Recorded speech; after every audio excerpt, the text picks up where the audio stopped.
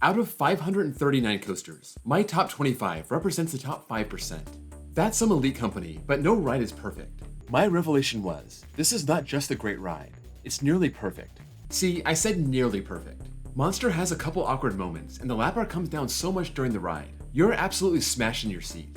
This is the kind of nitpicking that coaster people do, and it's the reason that people don't like us. So let's take my top 5% and bring them back down to earth. This is one thing I would change for every coaster in my top 25.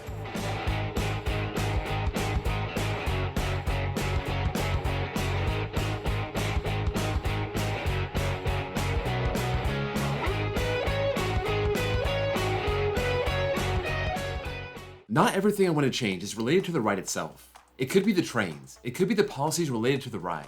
I just want to find the one thing that I can change to make the whole experience better. Before we start, if you can drop a like, I'd appreciate it. It helps me out with the YouTube algorithm. My number 25 is Cannibal at Lagoon. The park built this in-house, which is insane, and I don't have any real complaints about the ride. It could use an airtime hill. There is a little pop on the double down after the dive loop, but a camelback on this ride would be amazing. But if I could change one thing, it would be to let the train loose on that first drop. I understand why they want to ease into it. It's 116 degrees and all you have is a lap bar. But for the sake of coaster enthusiasts everywhere, release the Kraken. Let it roll free over that drop and get all the ejector we all so desperately need. My number 24 is TMNT Shellraiser at Nickelodeon Universe. This Gerstlauer has the world's steepest drop at 121.5 degrees, but it's not a one-trick pony. It also has a powerful launch and 7 inversions. This does have over-the-shoulder restraints, but it's not a big deal. The one thing I would change is the potholes. When you're in the front, you hit a couple spots of the track that jolt you. At least that's how it was on opening day. I haven't been on it since. You don't feel it as bad in the back, so if I was gonna ride it again, I would just take the second row and leave the suckers to ride up front. Smooth those out, and I don't have any other complaints. My number 23 is Iron Rattler at Six Flags Fiesta, Texas. I don't love the Gerstlauer trains, but I can't complain. It's a short ride, but I can live with it. The original Rattler was 179 feet tall, and RMC kept the same height. It would be so much better if they pushed this to 200. Make this a hyper hybrid, and that way the elements would be snappier, and that slow crawl on the quarry would suddenly be awesome. This is the weakest part of the ride, and it's only because it doesn't have enough speed. My number 22 is Millennium Force at Cedar Point. When this opened in 2000, nobody could believe it. There was nothing like this in the world, and aside from its 300-foot drop, its hallmark was those overbanked turns. These are okay, but there's just too many of them. Maybe instead of 4, it could only have 2. The other turns can be replaced with low-to-the-ground turns. This would be intense and showcase that speed. My favorite aspect of Millennium Force is the speed, the way it flies low to the ground. And if you take out some of those boring overbanks at the end, you can have more of those moments. My number 21 is Orion at Kings Island. My expectations for this weren't too high going in, and I was actually impressed. But this is in no way a perfect Giga. After the camelback and before the twist into the brakes, both of which toss you out of your seat, the helix brings the positive, so it mixes it up pretty nicely. But I think Orion needs another element before or after that helix. Maybe one more airtime hill. Maybe something low to the ground to show off all that speed. It just seems like the ride ends too soon after it starts. It does have over 5,000 feet of track, but for as big and fast as these are, it almost seems like it needs at least 6,000, like we saw with Millennium Force, like we saw with Fury. My number 20 is Hollywood Rip Ride Rockit at Universal Orlando. I know a lot of people who would love to improve this ride by tearing it out, but that's not me. I love this ride and always have. Should we get rid of the mid-course brake runs? Last time I rode it, these were off, so I got some insane airtime over each and every one. These enhanced the ride for me. If I could change one thing, it would be the rattle. It didn't bother me at all, but my brother noticed it, and other people agree. Smoothing it out just a little could boost opinion of this ride a lot. My number 19 is Time Traveler at Silver Dollar City. This is a modern masterpiece of engineering. The first Mach Ride's extreme spinner, with inversions and launches. But my one problem with this ride is the first launch. It takes too long to get going. After that insane drop out of the station and the dive loop, this winds up to the first launch and stops, and you wait, and wait, and wait, and all of that adrenaline from the first 2 elements is gone. You do get it back, but this would be so much better as one continuous ride. Nobody likes to wait. This is what everyone just did for an hour to get on the ride in the first place. My number 18 is Storm Chaser at Kentucky Kingdom. I don't have many complaints about this one. It's small, but it's so powerful it doesn't seem to matter. If I had to change one thing, I would add another 2 elements. It is one of the shortest RMCs in length, and yeah, you do sacrifice length for power. I would take a less snappy ending if it meant another inversion and an airtime hill. My number 17 is Twisted Timbers at King's Dominion. I think RMC did a perfect job with this ride. I know I was joking about that little shimmy at the end, but I just can't complain about the layout. Tons of airtime, a good mix of inversions. I also love the trains. They used to have a strict locker policy, but they've loosened that up also.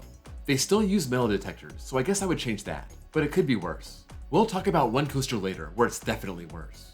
My number 16 is Mystic Timbers at Kings Island, and when it comes to GCIs, this is top of the class. It's smooth and full of airtime, crossing over itself. Great Millennium Flyer trains. If I could change one thing, I would make it longer. For what it has, it's amazing, but it just has an out and back layout.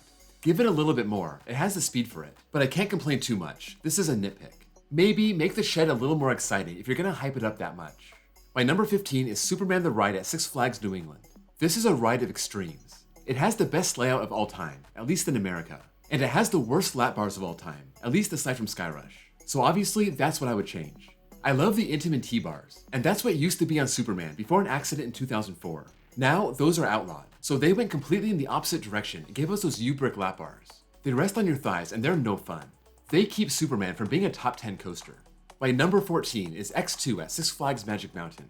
Unless you've been to Asia, you've never seen a coaster like this. Every element is something you've never experienced anywhere else. The first drop, the massive Raven turn, the 360-degree flip hill, all amazing. Then you turn into the second half. You do a fly to lie, which is fine. And then the final Raven turn. This is what I would change. They need to smooth this element out.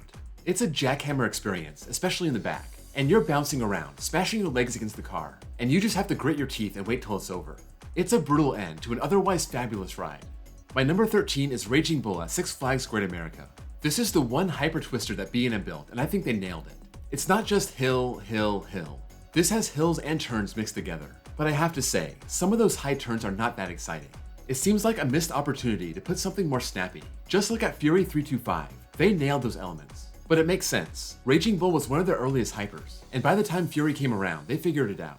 It's amazing, it's as good as it is after 23 years. My number 12 is Mako at SeaWorld Orlando. From one of B&M's oldest hypers to one of their newest, Mako is amazing. It has that L-shaped layout, full of sustained floater air, and a nice spaghetti bowl at the end. That's not the most exciting part, but it mixes it up. If I were to make one change, I would add an 8th row. Raging Bull actually has 9 rows, that's even better, but I'd settle for 8. For as great as Mako is, those 7-car trains are holding it back from being any better. My number 11 is Magnum XL200 at Cedar Point. I seem to love this more and more every time I ride it, and I find airtime where I didn't know it existed before.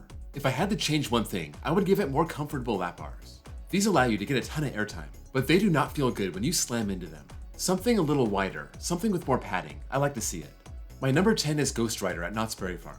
This is CCI's best coaster, and in 2016, GCI came in and retracted it and gave it Millennium Flyer trains. Now it's better than ever. One thing that drives me crazy about GhostRider is the loading process. Other wooden coasters like Mystic Timbers can whip the trains out like crazy.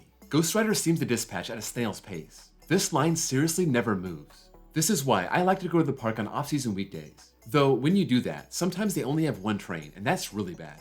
My number 9 is Twisted Colossus at Six Flags Magic Mountain. This is one RMC where every element is different and good, and the dueling aspect makes the ride that much better.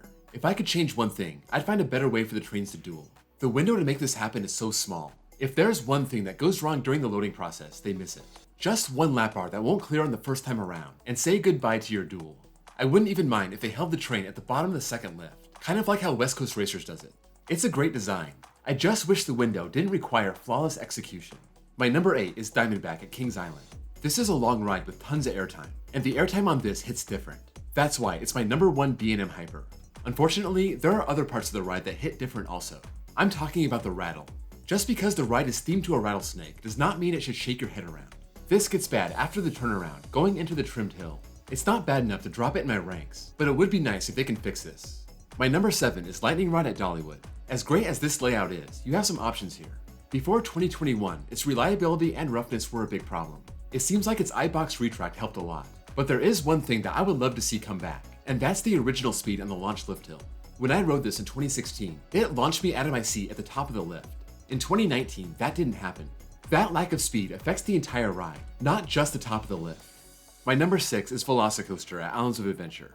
This blew away my expectations. I was so impressed with both halves of the ride. The trains, the lap bars, the operations. There's not much to complain about. But like almost every Universal coaster, you need to go through the locker process before you get on.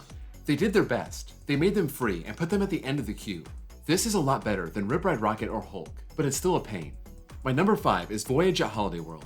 It has an amazing terrain layout. It's definitely long enough. Nobody's gonna dispute that. And as of late, they fixed the roughness problem. So I guess the one thing I would change is the trains. This has PTC trains, and I've never liked those.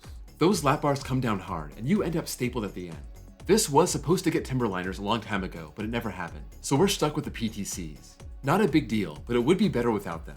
My number 4 is Wicked Cyclone at Six Flags New England. This was my first RMC, and I was blown away. 7 years later, and this still holds up.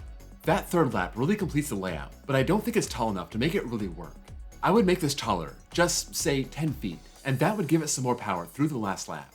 RMC has done this with other projects, so they should have done it here.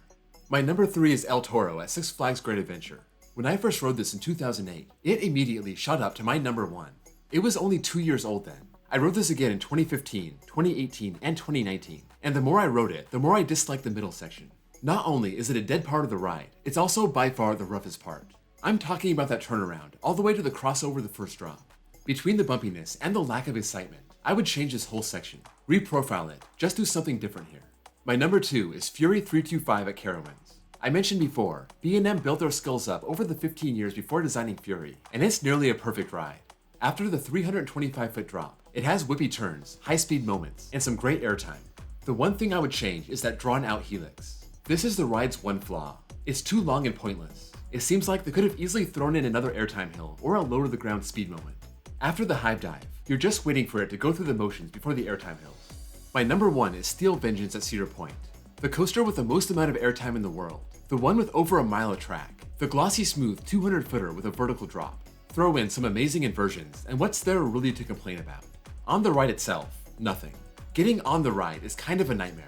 You have to lock up your big stuff before getting in line, and midway through the queue, you go through security, then get funneled into a locker area where you lock everything else up. Then you have to get back in line.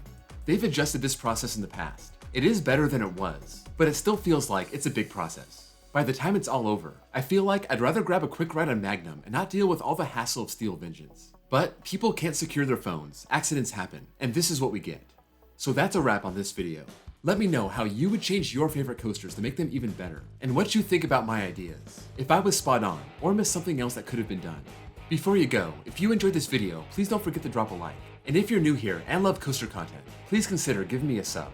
Also, check out my links below for my Discord server, and my second channel where I post copyright-free off-ride footage, and my baseball channel if you're a baseball nerd like I am. Thank you all for watching, and I'll see you all next time.